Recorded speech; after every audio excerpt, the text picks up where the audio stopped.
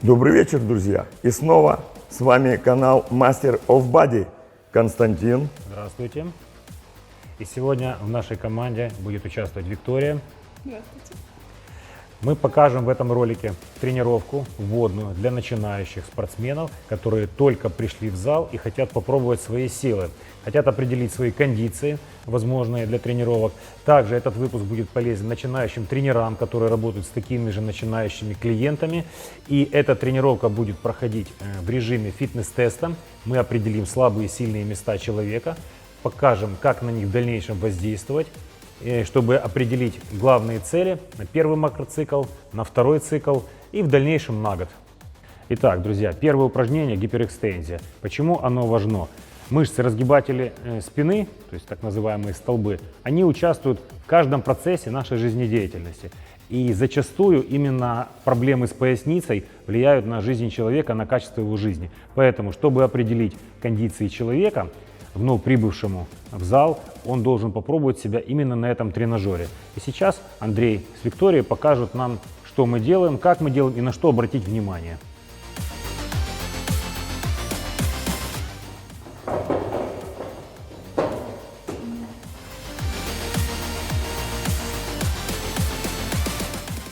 Тренажер подходит для любого роста, выставляется тренером по высоте, и человек начинает делать упражнения. Если же он занимается сам, без тренера, стоит обратиться к дежурному инструктору, который поможет ему правильно настроить любой тренажер. В данный момент Виктория делает упражнение достаточно правильно. Обратите внимание, в нижней точке крестцовый и поясничный отдел не округляется. Мышцы спины находятся в постоянном тонусе. Грудной отдел также не сутулится. Техника выполнения этого упражнения свидетельствует о том, что мышцы человека находятся в достаточно неплохом тонусе, что позволит в дальнейшем очень быстро перейти к более сложным упражнениям, такие как приседания, мертвые становые тяги, любые движения, тяговые упражнения в наклоне, в положении в наклоне. То есть как тест это упражнение показывает хорошую кондицию данного человека. Следующее упражнение в нашем фитнес-тесте, так называемом, это отжимание. Отжимание не каждый человек может сделать от пола, поэтому в зале мы можем сделать его от перекладины. В данный момент мы используем вместо перекладины машину Смита.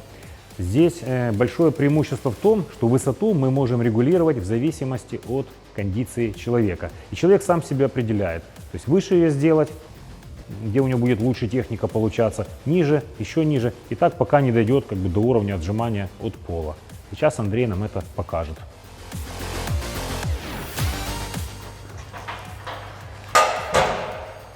Для первого подхода берем высоту повыше, чтобы определить, насколько у человека развит грудной отдел, плечевой пояс, трицепсы. Также в этом упражнении участвует брюшной пресс, мышцы спины, которые мы уже проверили. И даже ноги находятся в статическом напряжении.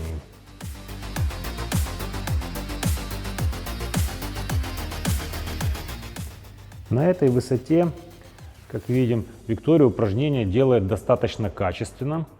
Отсюда следует вывод, что определенный тонус грудных мышц, плечевого пояса и трицепса все-таки имеется. Сейчас спортсмен немного отдохнет. И следующим подходом попробуем протестировать на более низкой высоте, то бишь усложняем.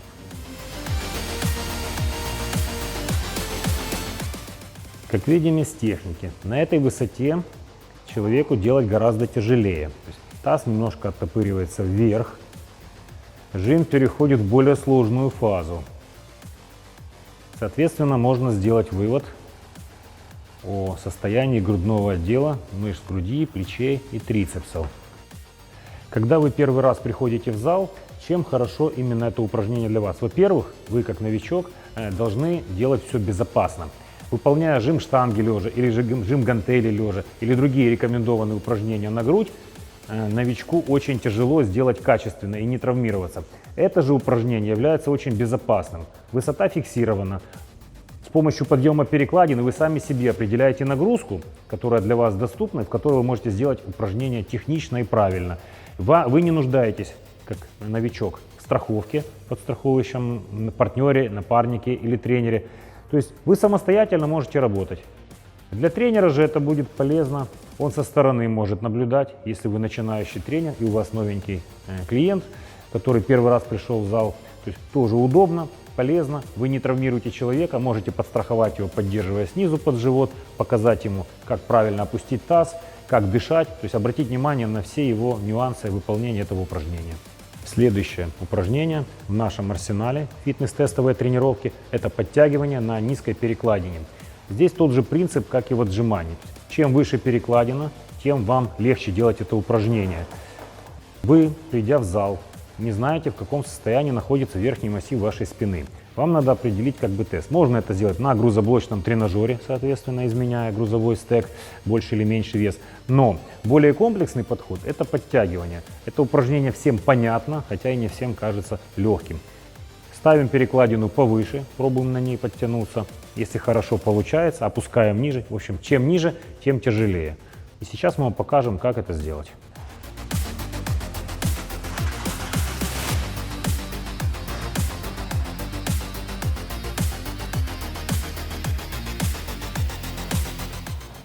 В верхней точке амплитуды максимально пытаемся задействовать весь верхний массив спины. А внизу максимально растягиваем мышцы спины, которые задействуются в работе. В этом упражнении удобно дышать. Вверху делаем выдох, внизу растягиваем грудную клетку, максимальный вдох. Ноги включаются по мере надобности. Главный критерий – это правильное положение корпуса, дыхание и плавность хода.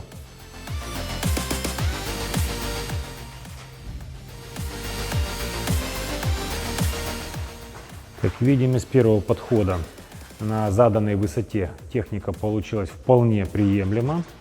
Поэтому во втором подходе усложняйте и пробуйте сделать высоту пониже. Соответственно, ноги будут стоять немного дальше впереди и участвовать в работе меньше. А нагрузка на массив спины, на верхний, на широчайшее, будет больше. Таким образом проверяем, насколько развиты мышцы спины.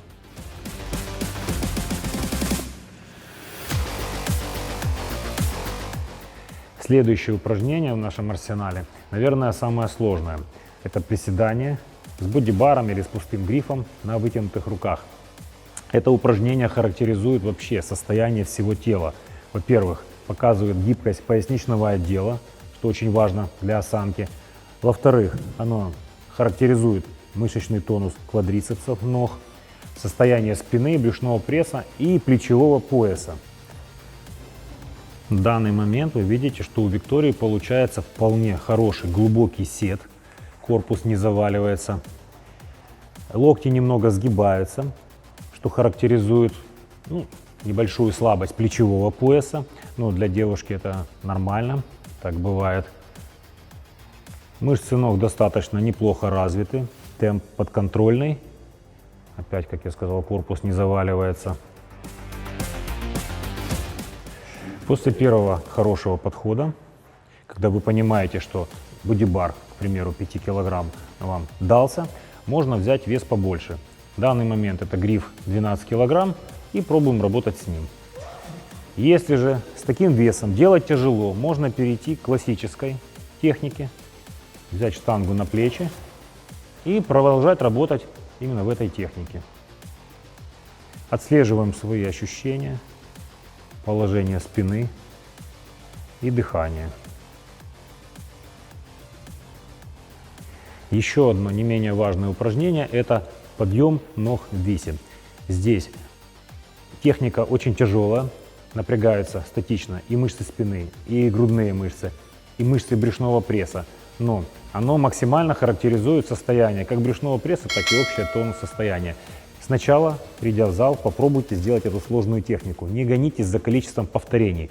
5-6 повторений качественных вас вполне устроит, чтобы оценить ваше текущее состояние. Если же слишком тяжело, тогда мы вам в дальнейшем покажем 2 более облегченных варианта, которые точно вам подойдут для первой тренировки.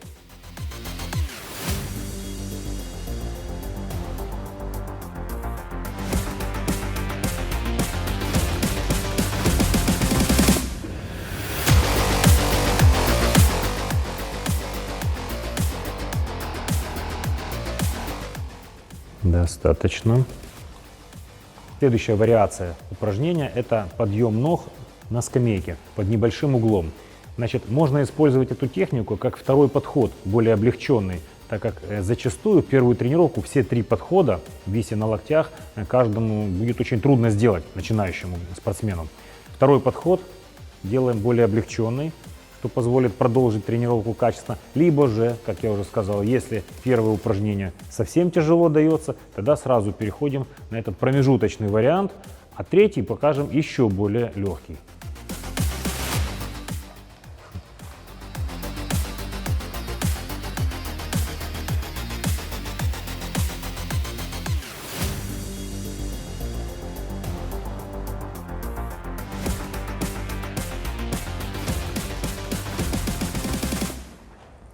Третья интерпретация подобного упражнения, самая легкая, это подъем ног лежа. Можно делать на полу на коврике, можно делать на горизонтальной скамье. Почему в первую тренировку мы рекомендуем именно подъем ног, а не скручивание на скамейке, а не подъем корпуса на скамье или на полу? На наш взгляд, это упражнение более безопасное, особенно для женщин. Женский организм так устроен, что зачастую при подъеме корпуса на неразвитых мышцах брюшного пресса это может плохо сказаться на нижней части женского организма, скажем так. Бывали даже случаи, когда наблюдался надрыв яичников, в общем, неприятные моменты. И болевые ощущения после первой тренировки могут оказаться очень неприятные, и человек восстанавливается буквально даже бывает 2 недели. Это же упражнение либо человек делает, либо не делает. Оно гораздо безопасней, как показывает практика, никому еще не причинило вреда, и разница будет лишь в количестве подходов, в количестве повторений и выбранной вами техники на локтях, на скамье, либо же на полу.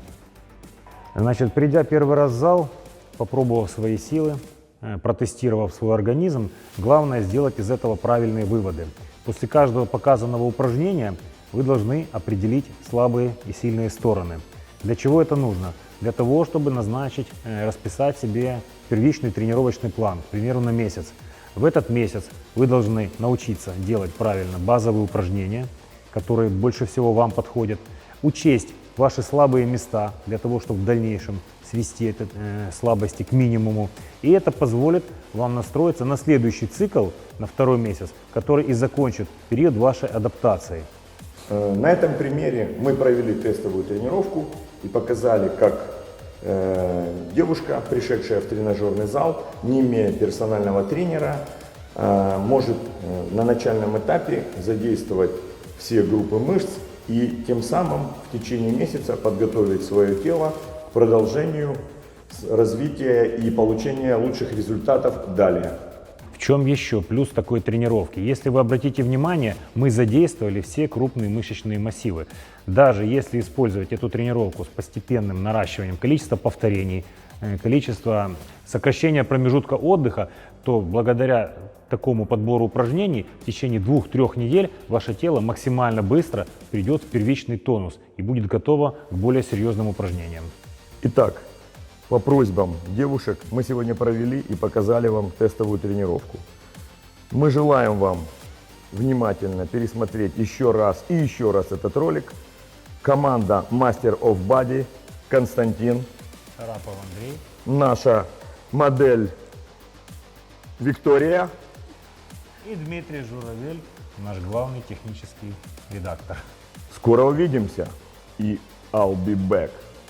Ставьте лайки, подписывайтесь на наш канал. До новых встреч! И не забывайте просматривать, и просматривать, и просматривать. И колокольчик.